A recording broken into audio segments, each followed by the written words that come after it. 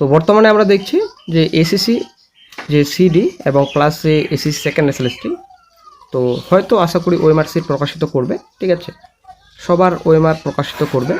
2016 সালের ওএমআর তো প্রকাশিত করলো কমিশন। তো আশা করব আমরা সব দপ্তরে যে দুর্নীতিগ্রস্ত পেনেলগুলো রয়েছে সবার ওএমআর জন্য প্রকাশিত করে। তো আমরা আশা করব এবং আশা রাখবো নতুন মুখ্যমন্ত্রীর কাছে যে এই যে এর আগে রিক্রুটমেন্ট নোটিফিকেশন প্রকাশিত হয়েছিল, এক্সামিনেশন হয়েছিল এবং সিলেকশনও হয়ে গেছে অলরেডি, সবার ওএমআর জন্য প্রকাশিত করে যেগুলো দুর্নীতিগ্রস্ত প্যানেল। এর মধ্যে আপনাদের প্রথমে উঠে আসছে ফুড এসআই এবং পঞ্চায়েত ডিপার্টমেন্টের কিছু রিক্রুটমেন্ট রয়েছে। তো সেগুলোতে কিন্তু দুর্নীতিগ্রস্ত, অবশ্যই ওএমআর প্রকাশিত করা উচিত। তো আমরা এর আগে রাজ্য সরকারের আমলে দেখেছি যে এই যে রিক্রুটমেন্ট রয়েছে, রিক্রুটমেন্ট নোটিফিকেশন সব দপ্তরে কতটা ঢিলেমি দিয়েছিল। ঠিক আছে, কিন্তু বর্তমান রাজ্য সরকার আসার পর সম্পূর্ণ কিন্তু পরিবর্তন হতে চলেছে। ঠিক আছে, একটা গুরুত্বপূর্ণ আপডেট উঠে আসছে। রাজ্যের স্বাস্থ্য দপ্তরে নতুন নিয়োগের বিজ্ঞপ্তি শিগগিরই প্রকাশিত হচ্ছে। এখানে প্রচুর শূন্যপদ রয়েছে। ঠিক আছে, হয়তো 10,000 প্লাস ভ্যাকেন্সি থাকতে পারে। এখানে সিডিবি প্লাস ডক্টর, নার্স প্লাস এদিকে আদার্স কিছু স্টাফ নিয়োগের বিজ্ঞপ্তি প্রকাশিত হতে পারে। ঠিক আছে, তো রাজ্যের প্রাক্তন মুখ্যমন্ত্রী মাননীয় মমতা বন্দ্যোপাধ্যায় তাহলে বেশ কিছু নিয়োগের দুর্নীতি ধরা পড়ে, যদিও এই দুর্নীতিকে ঘিরে প্রবল উত্তেজনা দেখা দেয় বেকার যুবক যুবতীর মহলে। কিন্তু সরকার পরিবর্তন হলে স্বচ্ছতার সঙ্গে ফের নিয়োগের আশ্বাস এই বর্তমান মুখ্যমন্ত্রী দিয়েছেন।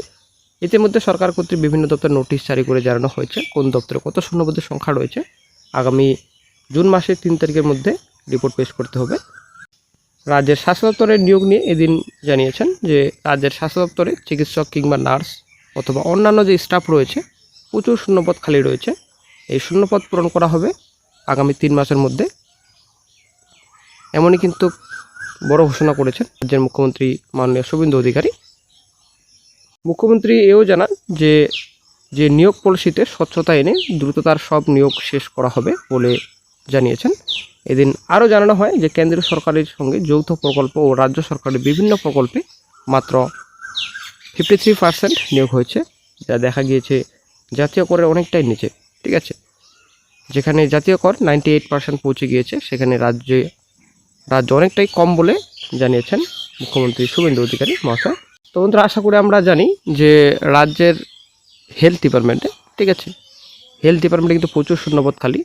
এদিকে আপনাদের হেলথ ফ্যাসিলিটি ম্যানেজার নিয়োগের বিজ্ঞপ্তি প্রকাশিত করা হলেও, পরীক্ষা হলেও কিন্তু এখনও পর্যন্ত রিক্রুটমেন্ট প্রসেস কমপ্লিট করতে পারেনি রাজ্য সরকার। ঠিক আছে, তো অনেক পোস্ট রয়েছে, অনেক ভ্যাকেন্সি রয়েছে। এর আগে WBGDRBর মাধ্যমে 6,000 গ্রুপ ডি নেওয়া হয়েছিল, তো হেলথেই কিন্তু নিয়োগ করা হয়েছে গ্রুপ ডি। ঠিক আছে, তো তারপর থেকে কিন্তু কোনো রকম হেলথে গ্রুপ ডি পোস্টে নিয়োগ করা হয়নি, শুধুমাত্র টেম্পোরারি বেসিসে নিয়োগ করা হয়েছে। আমরা এর আগে দেখেছি সব রিক্রুটমেন্ট টেম্পোরারি বেসিস, ঠিক আছে, কন্ট্রাকচুয়াল বেসিস। এদিকে অনেক পোস্ট খালি হেলথ ডিপার্টমেন্টে। তো এই বিষয়ে নতুন মুখ্যমন্ত্রী বলেছেন শিগগিরই 3 মাসের মধ্যেই নিয়োগের বিজ্ঞপ্তি প্রকাশিত করা হবে। ঠিক আছে, এবং এই বিষয়ে দেখা হবে সম্পূর্ণ প্রসেস কমপ্লিট না হলেও কিন্তু রিক্রুটমেন্ট নোটিফিকেশন হয়তো প্রকাশিত হয়ে যেতে পারে। তো আসলে বন্ধুরা, একটা ভালো খবর চাকরি প্রার্থীর জন্য, মোটামুটি কয়েক হাজার শূন্যপদে নিয়োগের বিজ্ঞপ্তি শিগগিরই আসছে হেলথ ডিপার্টমেন্টে।